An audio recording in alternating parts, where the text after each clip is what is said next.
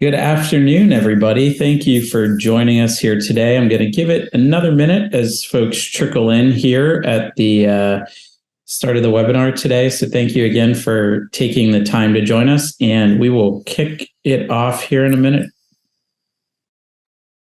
All right. Thank you, everybody, for joining us here today. Very much appreciate your engagement with Trellis and Trellis Strategies. My name is Bryan Ashton. I serve as the managing director for Trellis Strategies. We're a nonprofit research and consulting firm that is an arm of Trellis. That we work with post-secondary institutions, primarily open access institutions of higher education, to focus on student access, success, and ultimately workforce outcomes.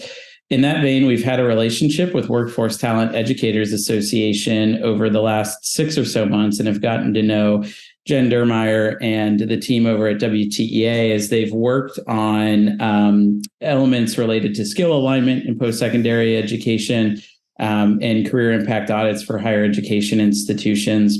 We've had a couple pilot programs with WTEA that we've been really, really excited about. And we're excited to have Jen with us here today to talk through some of the work that WTEA has done, their focus, and how higher education can utilize this framework to help advance a lot of really timely conversations in post-secondary education today. So Jen will have about 20 or 30 minutes here, I think, of some overview and discussion. I will be monitoring the chat, so please feel free to drop any questions that you have into the chat, either directly to me or to the larger group.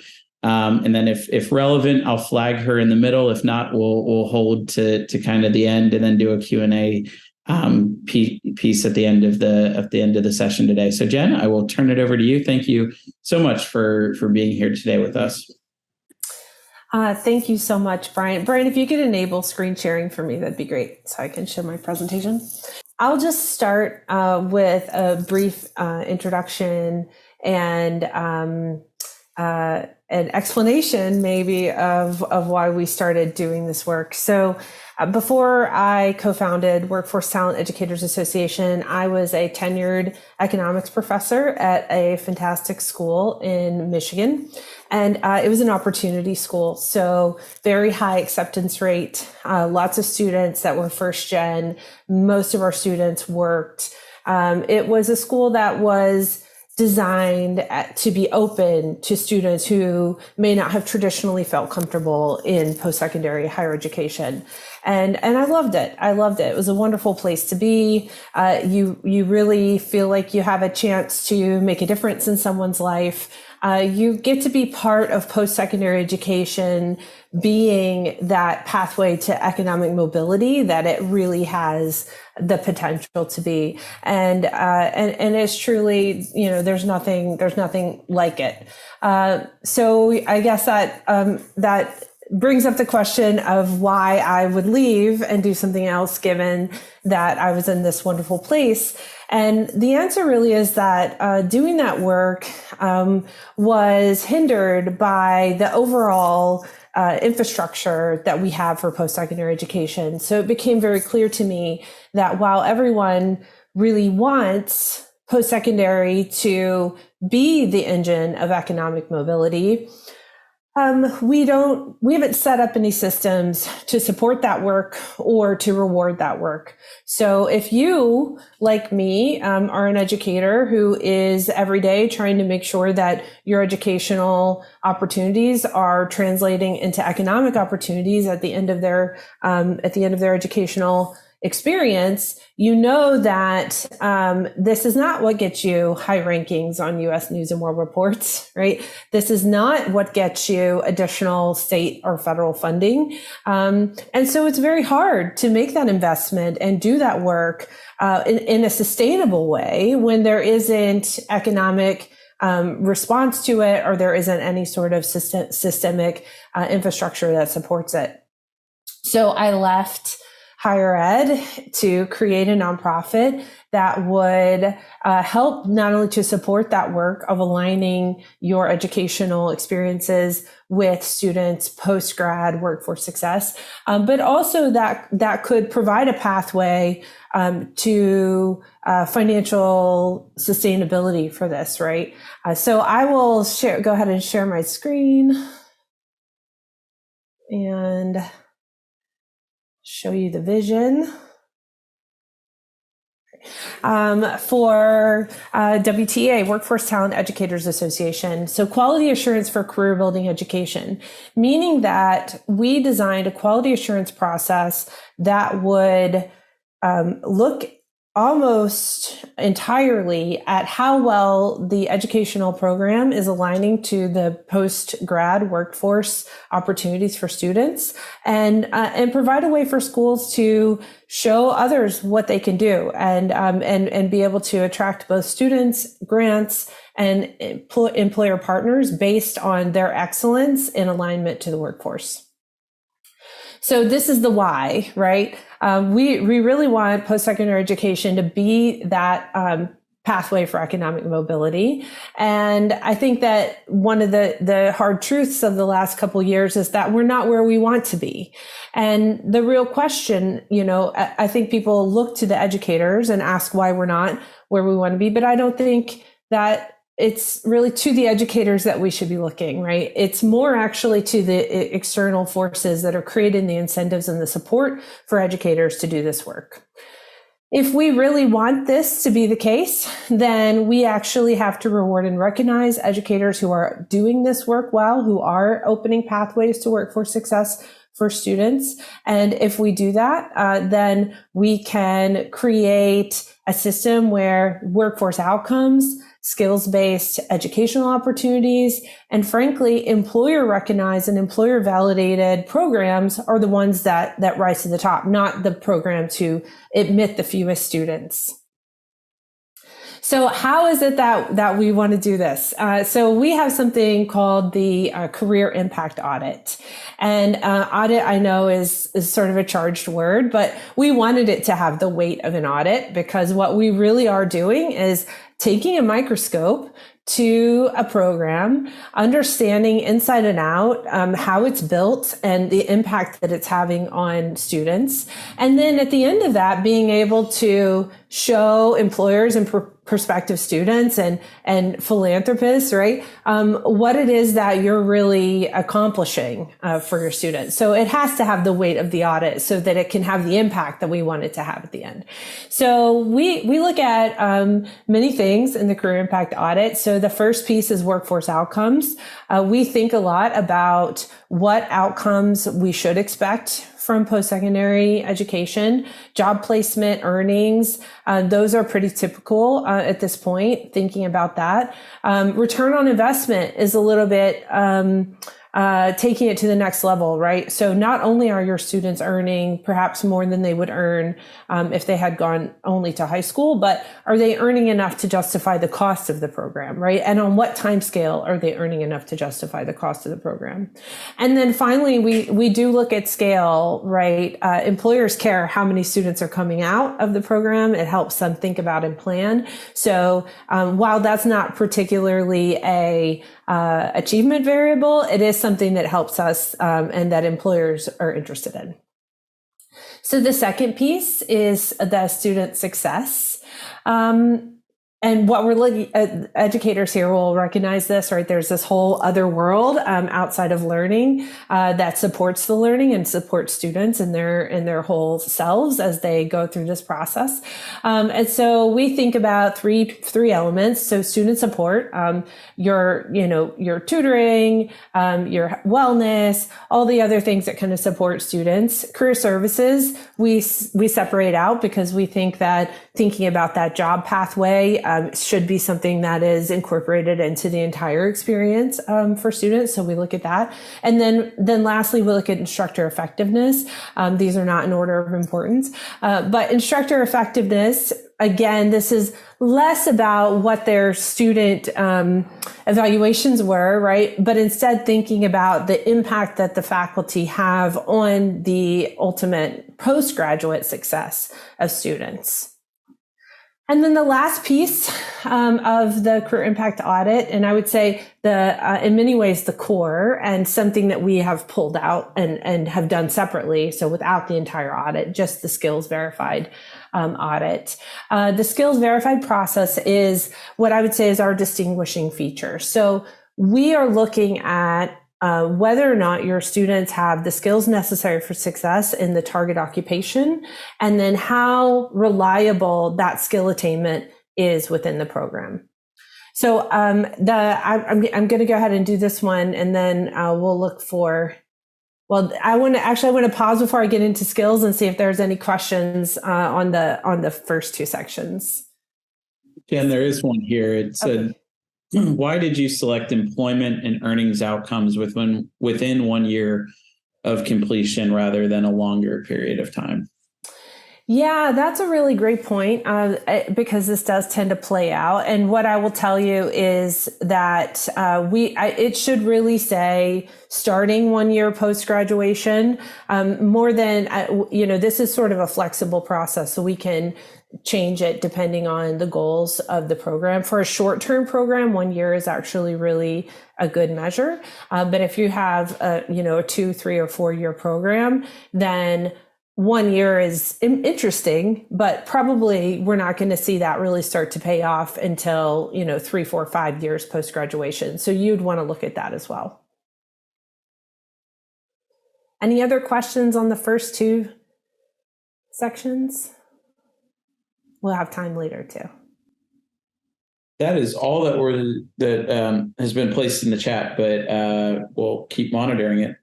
Sounds great. Okay, so the third and like I said, the probably most distinctive part of the process here is the WTA skills verified process. So what we're trying to accomplish with this is basically an understanding of how reliably your students are getting the skills they need for success in the workforce before as they graduate from the program. So everything starts with the identification of target occupations. For us, we really can't even evaluate a program until we have identified target occupations. And I know that if many of you are in programs that are associate's degrees or bachelor's degrees, one of the things that I know, I've taught economics. So one of the things that I know is that we often are preparing our students for a variety of occupations coming out. So it's not targeted at a particular one. And we understand and accept that, right? So we can work with a program that has 6, 7, 8, 9 different occupations, right? That a student could go into. They're typically related, right? So they're typically in some related by some field. It's not, just like if you have an economics program, you have quite a wide range of potential target occupational fields.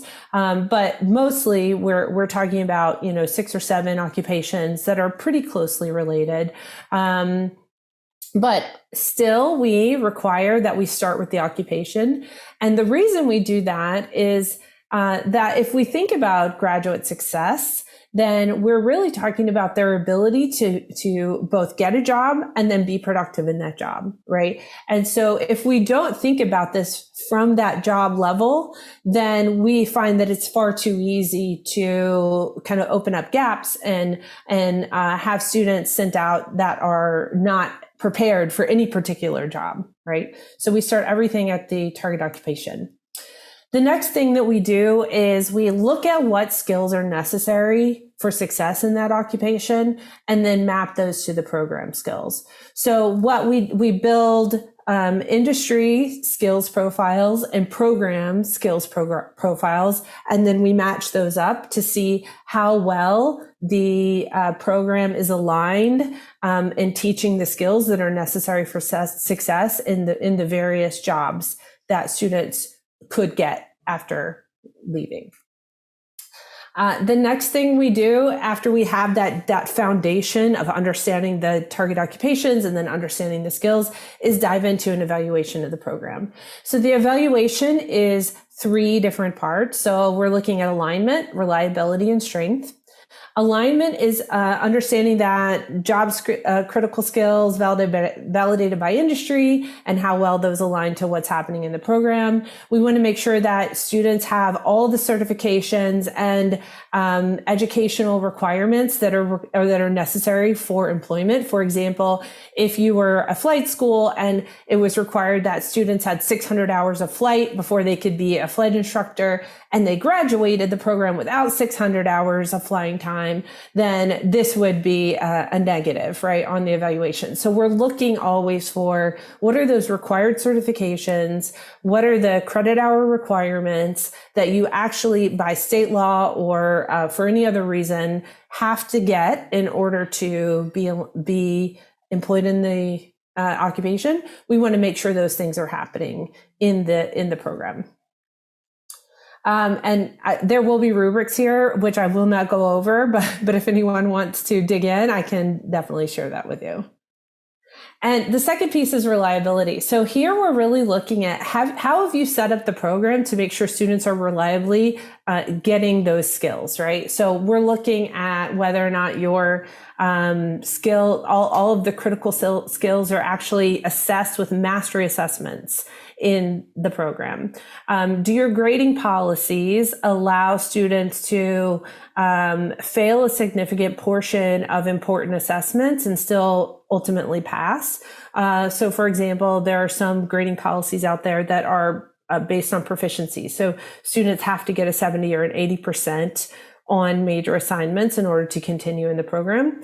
That is a very high standard, right? So when we see that, we know then that every student who has passed that course has passed those significant assessments at a proficiency level, and that gives us a high sense of reliability. The third element we look at here is student identity and student honesty. So again, just making sure that the students who you are giving the grades to are actually the students who you're credentialing is important. And looking to make sure that you have set up effective student honesty. So, passwords, maybe video recordings when they're giving presentations, that kind of thing, to make sure that we're actually giving the credential to the people who have done the work and demonstrated their skill attainment. And then the big one is assessment strength. So what we're looking for here, we look at every single significant assessment in the program. So that could be anything from, if it's a 1-year certificate, we might be looking at 30 assessments. If it's a 2-year associate's program, we might be looking at 120 assessments, right? It could be 200 assessments if we're talking about a bachelor's degree. So this is a very intense part of what we do. And that is because in our theory of the world, the way you know whether or not a student is skilled is how you're assessing for that skill.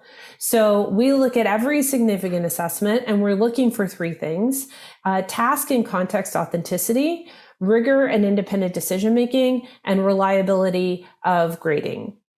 And so we, one interesting thing about this process is that we are not dependent on the type of program. So we can evaluate a digital media program, we can evaluate an electrical line worker program, an accounting program, any kind of program, and we do not maintain our own separate individual expertise in these areas, right? So the way that we actually create this understanding of task and context authenticity and rigor and independent decision-making is to hire people that are currently employed full-time in the target occupations. We train them as evaluators, and then we get them to tell us how authentic the assessment is for what you would actually see in the workplace. So when we talk about task and context authenticity, the thing that we're looking for here is how similar is that skill to something that you would do on the job, right? That's number one. That's task authenticity. Context authenticity is about all the things that surround it. So what is the social atmosphere? Is it a team? Is it an individual? What is your time? Do you have a time frame, a typical time limit when you're doing this in the field? What are the resources that you have available to you, right? Are you able to Google things, or is it something you have to do with no external resources? When you present the material, I'll give you an example from the world of digital media. So evaluating a digital media program, thinking about a mock-up of a poster for a new let's say sneaker, and the students are given a very authentic task of having to build this mock-up within certain specifications. They have a pretty authentic context in that they kind of can use anything that they can get their hands on to do it, as long as the materials, they're not using copyrighted materials. But when they actually go to present the material, instead of, walking someone through it, they just send a file, right? So this would be an example of something that has pretty high authenticity, both task and context, but there's one element that could be a higher authenticity, right? So we are looking at each of these individual pieces. It doesn't mean, of course, that assessment would be tanked. It would just simply have like a note on it that says, here's one piece that could be more authentic. And then the last authenticity piece, really, rigor is also an authenticity piece. So what we're looking for when we think about assessment rigor is how much independent thinking, how much creativity does this student have to exhibit in order to complete this?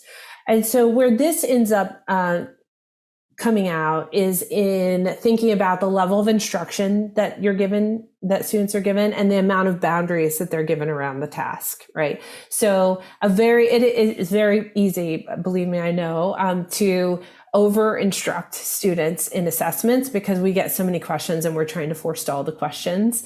But what we could accidentally do in that case sometimes is make it so that the student doesn't have to make their own independent decisions about what it is that they're doing. And that is not similar to the real world, right? So we want our students to be ready to make independent decisions, to have developed some of that judgment, and to feel comfortable exhibiting that judgment on their own when they're in the workplace. So in order to make sure when we look at all of our assessments for skills, we need to make sure that we haven't over instructed so that they have had that chance to practice that. And then the last piece is assessment reliability. So this is something that we actually don't ask our industry reviewers to do. We ask people with educational expertise to look at this. So this is about how have you set up the rubric, right? Have you set it up so that you can differentiate between progressive levels of skill? Have you added reflection questions or questions that ask students to extrapolate from the current assessment into something slightly different, so that we know that when students get out into the real world, they can perform this same task, but in a slightly different environment, right? Reliability is all about making sure that your student is not able to, through memorization or through familiarity with this one particular situation, pass a skill assessment when in fact they don't generally have that skill. So we ask our industry reviewers to look at the first three: task authenticity, context authenticity, and rigor. And we ask our educational experts to look at number 4 so that we can get that broader understanding of how well students can translate the skill that they're exhibiting in this moment to other related moments. And at the end of all of this, the goal here is to have a confidence rating, right, for the program that they could share with prospective students, they can share with employers, they could share with grant-making institutions that gives a scale of how confident we are that program grads have the actual skills necessary for success in those target occupations that were identified by the program in the beginning. And the idea of this confidence rating is really to help replace the current method that we have for employers now and even students to think about the quality of a program. I call it the degree level and name recognition model. So we assume associate's degree is better than a certificate, and we assume a bachelor's degree is better than an associate's degree.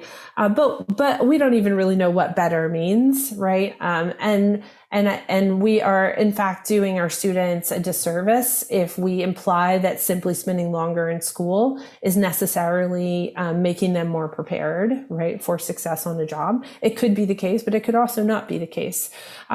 So just because the employer has heard of a particular school does not in fact mean that school is preparing students in a more full and complete way than another school. So what we're trying to do is find a way that is based on the actual skill attainment of students to give employers that confidence that someone coming from this program is actually prepared for success in the jobs that you need them prepared for, and that they can kind of go beyond what they have considered in the past as a good signal for preparation. All right, I know that was a lot, so I want to pause here. Thank you, Jen. Appreciate that overview into all of the work that WTEA does. I'm going to give it a quick minute to see if there are any questions that anybody wants to put in the chat or direct to the hosts and panelists. You can also do that in place of everyone. Okay, while we're waiting on questions, I wanted to spend just a little bit of time talking about our connection to industry.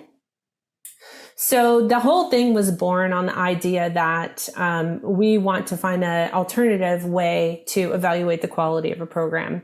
And we did not want to assume that we knew what was important, right? So as you can probably imagine, after 12 years in higher education, I have many opinions about the best way to go about preparing students.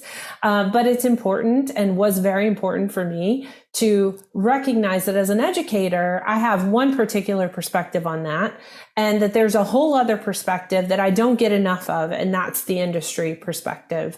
And so we built this whole process to integrate industry into the conversation as much as we possibly could. And the first place that we do is when we're thinking about those skills profiles from the industry perspective.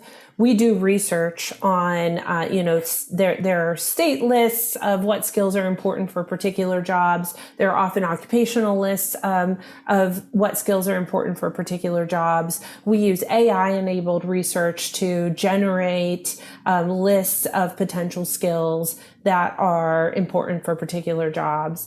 And then we put this through a filter of employer perspective and industry perspective. So we go out and we do what we call them skills interviews with folks who are working in those jobs or who hire for those jobs. So we're not talking, this isn't the CEO telling me about, what the tier 1 help desk support is doing, right? We're talking to those people that have worked in help desk support for the last 2 years or who are hiring for help desk support. And we ask them to go through these skills with us and to tell us how critical each one are to the success in that job. So we get a very clear, almost granular understanding of what skills are important. And this includes everything from, very technical skills to very embedded soft skills, right? So communications show up in many different ways. Problem solving shows up in many different ways.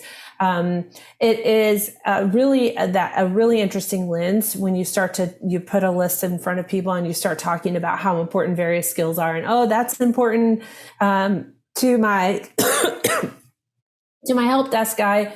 But once they're network, they don't talk, they don't need to do that. And so we get this really great understanding. And then the other place is by hiring people to evaluate the actual assessments and programs who are working in the school in that field. So they look at the assessments. They tell us how closely that actual task aligns to something they would do on the job. And that's invaluable. So, Jen, appreciate that, because you also gave time for a couple questions to come in. So in addition to a great overview of some of the work with employers and validation, the first question is sort of thinking about, as institutions use this, I think the word audit maybe implies, that there's a point in time of is it quality, is it not? But are there parts of the process that can then be used to help institutions to figure out how to raise their score or elevate their programs? Are there certain things that you see in programs that are maybe things that are pointed out as areas for improvement? And who is, maybe the individuals that are responsible for that? Is it faculty, chairs, deans, other folks as a part? Yeah, I'll say this. This whole system is designed for continuous improvement, right? So yes, it's designed so that you have an outward facing score that you can show people. It's not just a score, right? You have a report, so it will show all the awesomeness that you have in your program. And every single program has awesome things happening, which is one of the elements that we really wanted to be able to highlight is, nobody's perfect and no program is perfect and never will be. Frankly, it's a moving target, right? We're trying to stay related and relevant to occupations that are changing monthly, if not yearly, right? So there's no way that like perfection, if it does happen, it's fleeting. So this is really about that connectedness, staying connected and continuous improvement. And so to that point, I would think one of the most valuable things that you get out of this is that our industry reviewers provide individual feedback on every single one of your assessments, right? So they rate them on all the categories and provide notes and comments on assessments to help you understand what is really working in the assessment and what is really not working in the assessment. So bottom line, you come out of this with direct feedback from people working in the fields on every single assessment you have and how authentic it is to what your students will experience when they leave. To the extent of who does the work later, every school is different. Every institution is different, but I truly think that this is something that no single constituency within the institution can do by themselves, right? So your subject matter experts, your faculty are going to be relied upon to understand that connection. As much as employers and those working in industry know what tasks and what skills they need to have to be successful in the workplace, they are not educators. So they can't scaffold a curriculum up to that activity, right? That mastery activity. They can't translate a mastery activity that you literally cannot do in the classroom to something that you can do and still maintain as much authenticity as possible, right? So you have to have your faculty, your subject matter experts. You have to have that instructional team that is helping to take the student lens. And then you have to have administrators who are interested in putting the resources and the time and helping to make that connection to your students' postgraduate success. This is something that, we talked in the beginning about this being something that the whole, actually not even just within the institution, but the whole ecosystem needs to participate in order to really create this learning environment that is authentic for students. So, it's a whole team. It's a whole team approach. The nice thing I think about what we've created here is that provides really clear feedback for everyone to know what they need to do, right? It kind of takes the problem and breaks it up into separate chunks so that everyone can sort of take a piece of it. Thanks, Jen. Two more questions here. One asks about, applicability for programs that are entryways into postgrad studies. So thinking about medical school or other kind of grad directions. Are there differences in evaluation? Obviously, sort of the design was more around kind of vocational programs or programs that are transitioning directly into employment. But any thoughts on potential applicability in that scenario? Yeah, absolutely. So this process can work for what it's developed to be able to work for any skill target. So essentially, you create a skill target. So this could also work, for example, for people call them employability skills or soft skills or foundational skills. Just basic communications, basic writing, or to get into a specific postgraduate program. You pick the skills that are necessary, and then we can do the evaluation to see how well your system is set up for your students to attain those skills.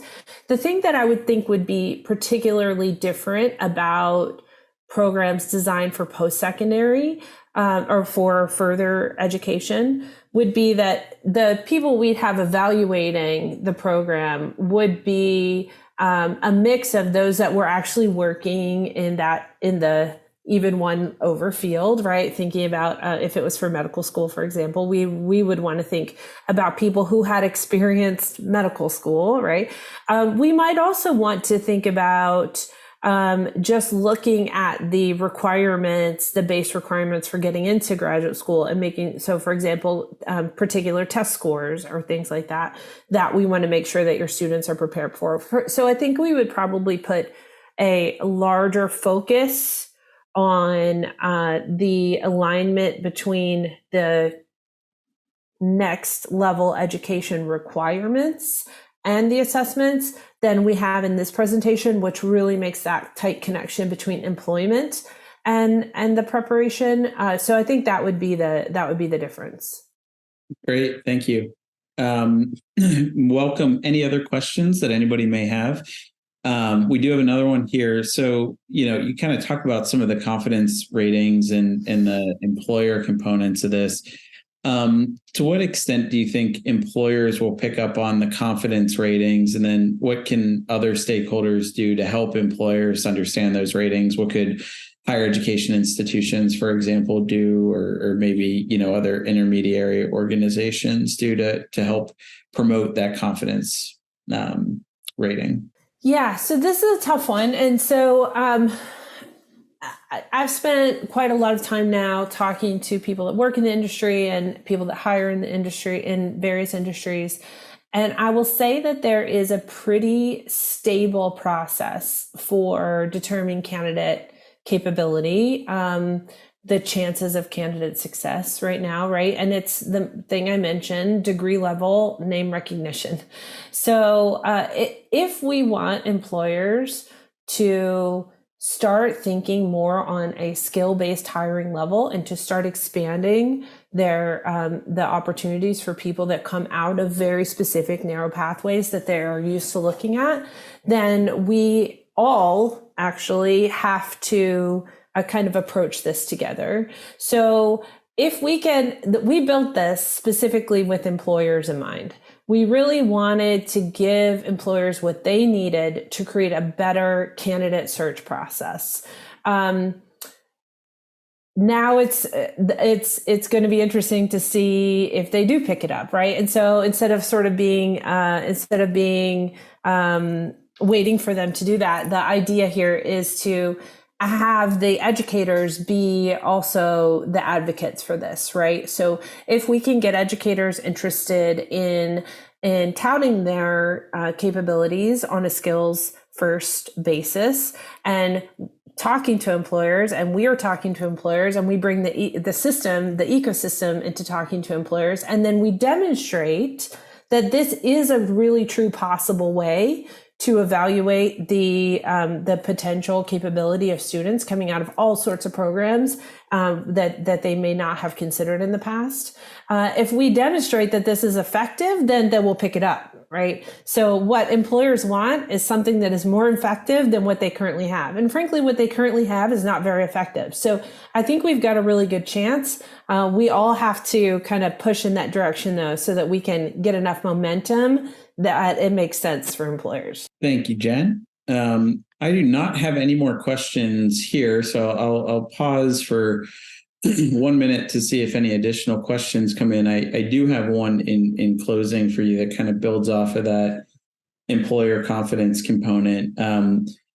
There's a lot of conversation right now around quote unquote skills-based hiring, right? And these directions that, namely often state governments and others are doing to say that they're moving towards skills-based hiring.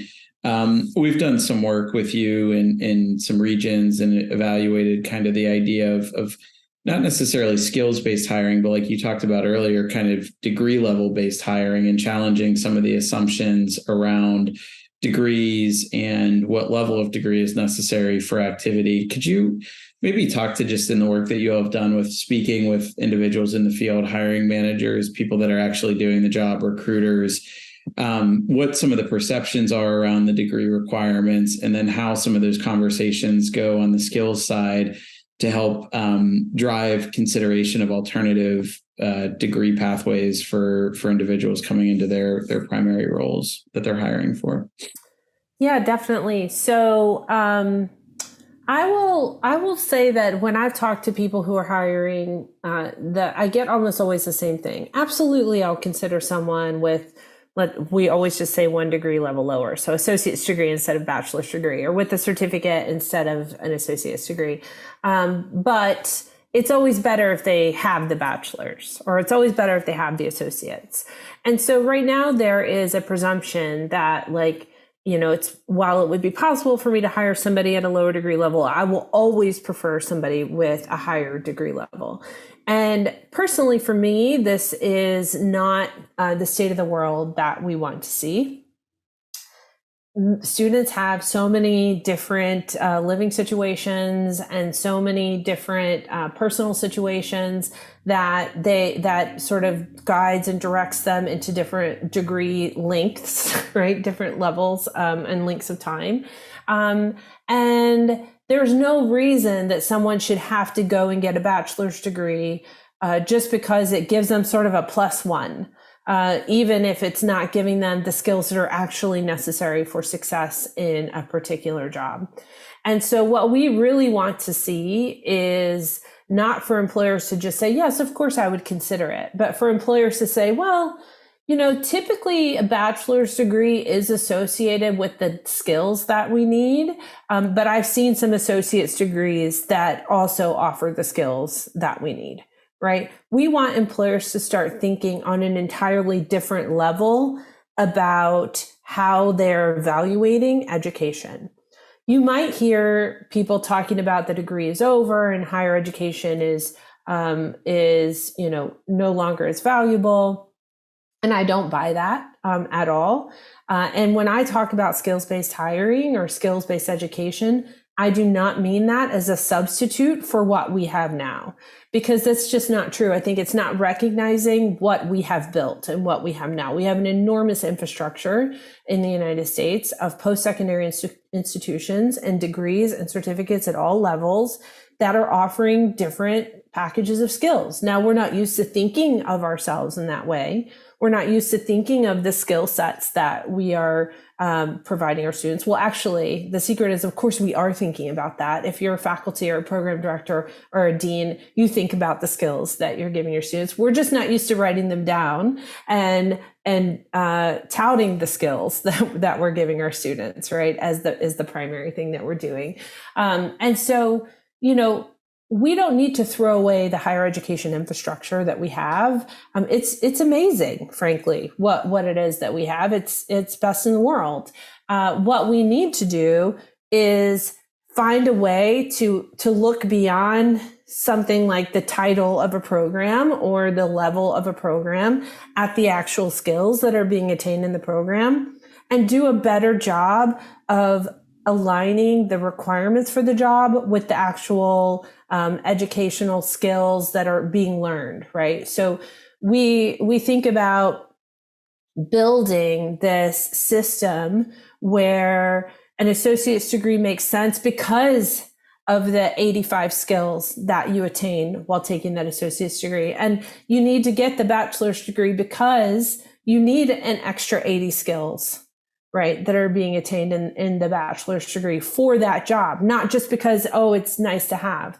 Because if we keep hiring and promoting based on the it's nice to have, then we're promoting an inequitable system where people who don't have time, they don't have the support system to invest in that extra 2-3 years of school, right? They're locked out of jobs that they're perfectly skilled for. So we don't want to throw away the education infrastructure. We just want to tie those decisions back to the actual skills that are developed in the program, as opposed to the level of the program. And I'll just say one other thing on this as well.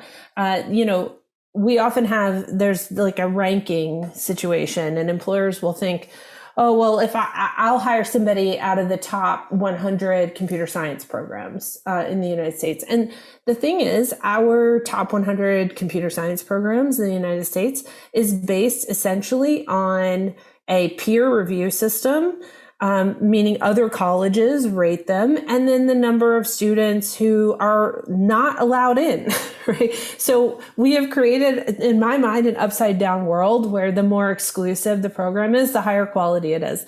And so I don't, this is something that we should not be promoting, and that we should find a way around, right? So if we can if at all possible, I would like to redefine elite, so that elite is about getting people the most skills, and the best educational experience, as opposed to admitting the students who are already most likely to succeed. Then that would be a fantastic impact.